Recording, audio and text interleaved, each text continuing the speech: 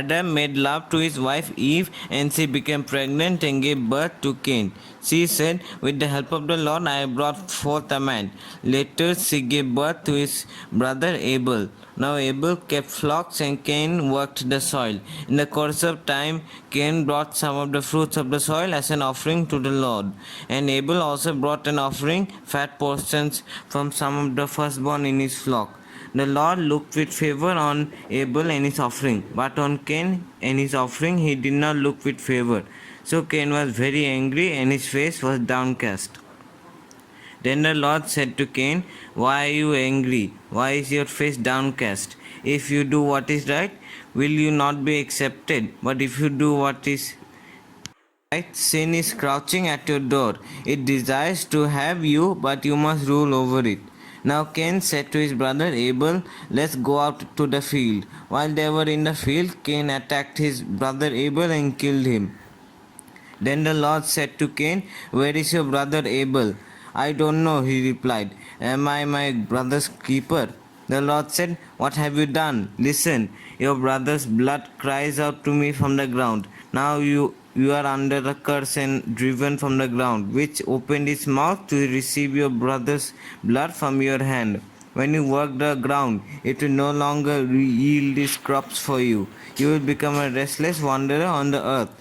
Cain said to the Lord, "My punishment is more than I can bear. Today you are driving me from my land, and I will be hidden from your presence. I will be a restless wanderer on the earth, and whoever finds me will kill me."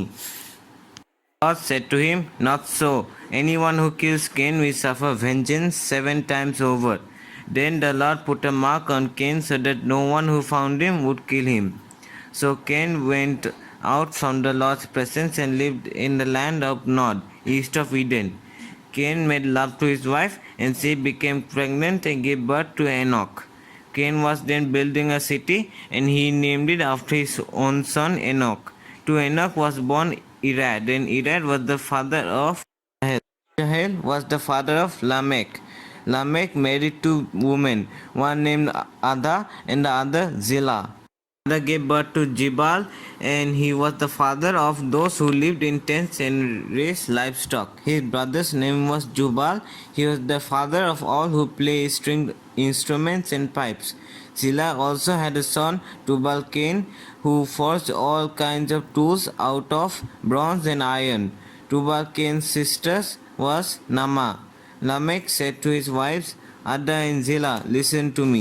Wives of Lamech, hear my words. I have killed a man for wounding me, a young man for injuring me. If Cain is avenged 7 times, then Lamech 77 times. Adam made love to his wife again, and she gave birth to a son and named him Seth, saying, "God has granted me another child in place of Abel, since Cain killed him." Seth also had a son, and he named him Enos. At that time, people began to call on the name of the Lord. This is the written account of Adam's family line. When God created human beings, He made them in the likeness of God. He created them male and female and blessed them. And when they were created, He called them human beings. When Adam had lived 130 years, he had a son in his own likeness, in his own image, and he named him Seth. After Seth was born, Adam lived 800 years and had another sons and daughters. Altogether, Adam lived a total of 930 years, and then he died. When Seth had lived 105 years, he had become the father of Enos. After he became the father of Enos, Seth lived for 807 years and had other sons and daughters. Altogether, Seth lived a total of 912 years, and then he died. When Enos had lived 90 years, he became the father of Canaan.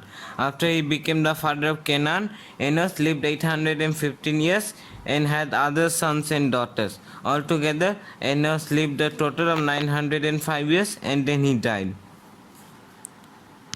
Canaan lived 70 years. He became the father of Mahalalel, and after he became the father of Mahalalel, Canaan lived 840 years and had other sons and daughters. Altogether, Canaan lived a total of 910 years, and then he died. When Mahalalel had lived 65 years, he became the father of Jared. After he became the father of Jared, Mahalalel lived 830 years and had other sons and daughters. Altogether, Mahalalel lived a total of 895 years and then he died. Jared had lived 162 years. He became the father of Enoch. After he became the father of Enoch, Jared lived 800 years and had other sons and daughters. Altogether, Jared lived a total of 962 years and then he died.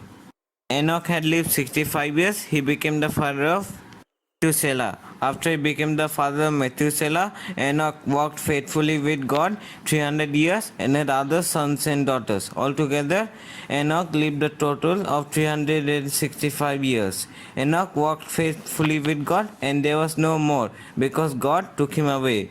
When Methuselah had lived 187 years, he became the father of Lamech. After he became the father of Lamech, Methuselah lived 782 years and had other sons and daughters. Altogether, Methuselah lived a total of 969 years and then he died. When Lamech had lived 182 years, he had a son. He named him Noah and said, "He will comfort us in the labor and painful toil of our hands caused by the ground the Lord has cursed." After Noah was born, Lamech lived 595 years and had other sons and daughters. Altogether, Lamech lived a total of 777 years and then he died. After Noah was 500 years old, he became the father of Shem, Ham, and Japheth.